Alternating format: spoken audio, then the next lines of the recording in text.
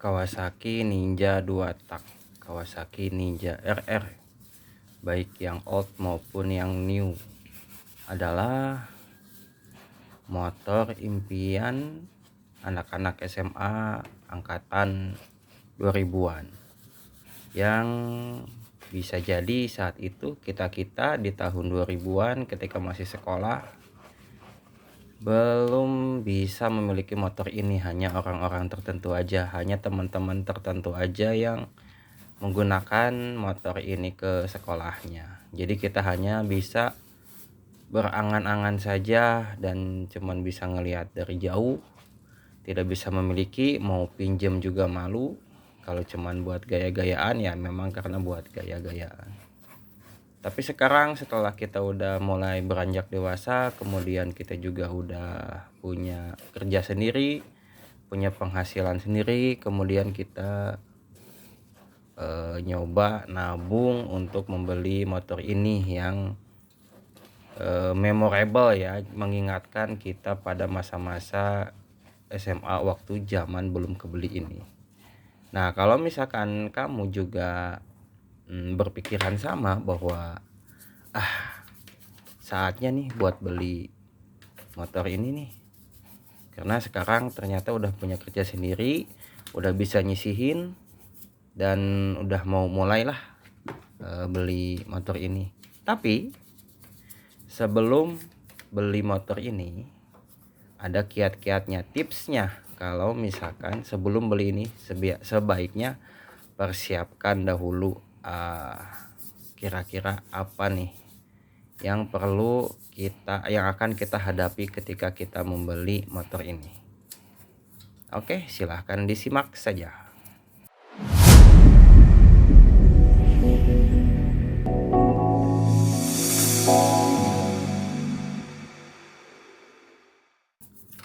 Yang pertama, sebelum kalian membeli motor ini, pastikan kalau motor ini bukan motor utama. Artinya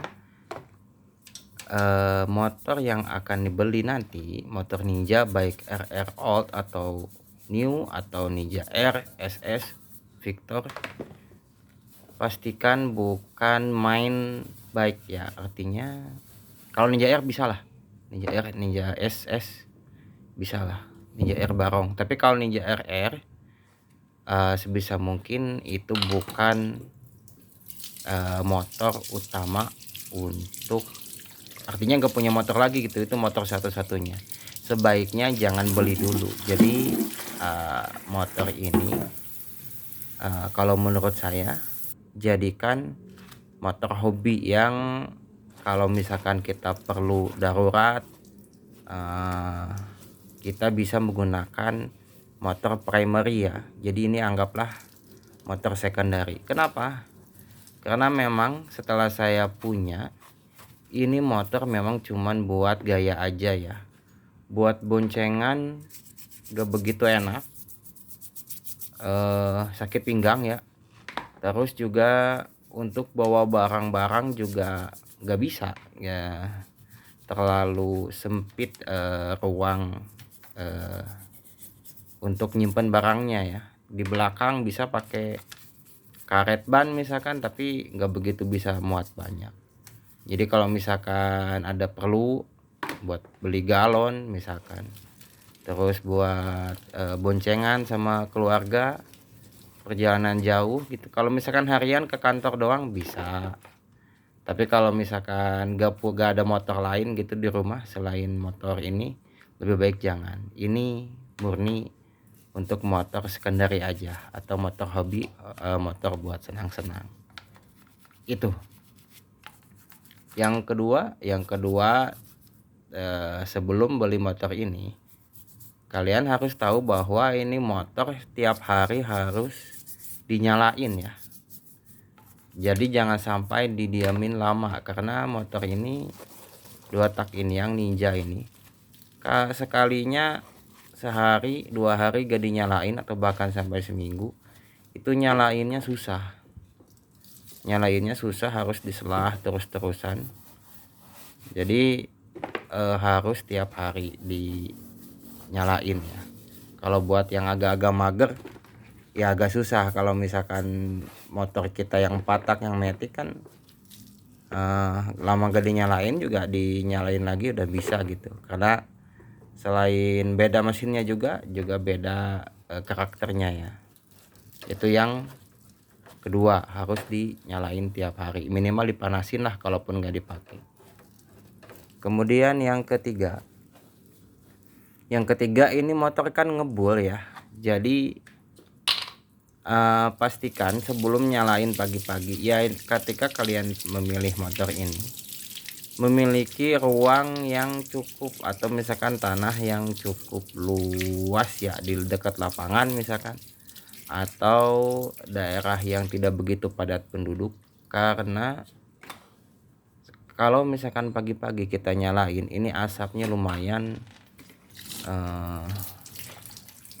berasap ya, berkabut, jadi otomatis ya mengganggu tetangga sekitar kalau di daerah yang padat penduduk. Jadi kalaupun misalkan kita tinggalnya di rumah yang padat penduduk gitu ya, tetap sebaiknya cari lapangan untuk kita sekedar manasin motor ini gitu. Tapi kalau misalkan udah nyala semenit aja itu asapnya udah mulai menipis. Hal ini dikarenakan ada endapan oli samping semalaman yang masuk ke knalpot ya.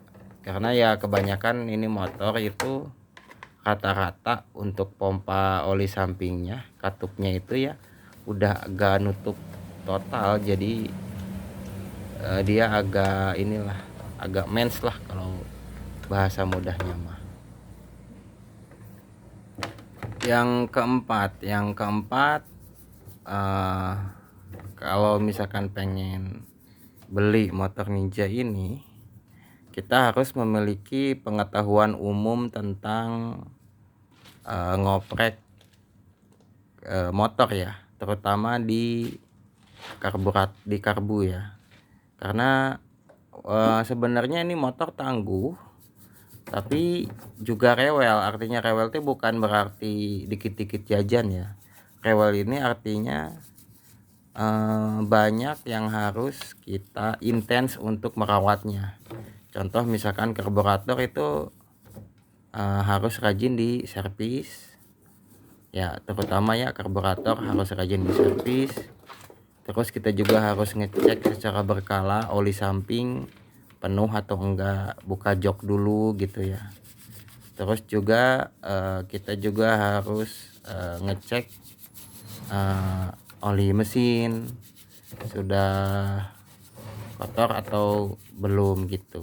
Jadi ketika kita mau beli ini, alasan keempat adalah kita harus memiliki jiwa enggak sekedar pakai motornya aja, tapi harus memiliki pengetahuan umum, pengetahuan dasar tentang perawatannya ya, atau misalkan karbunya. Kalau enggak ya belajar dulu sedikit, nggak apa-apa, di YouTube banyak kok. Mudah kok bongkar karburator itu. Yang susah tuh nyeting.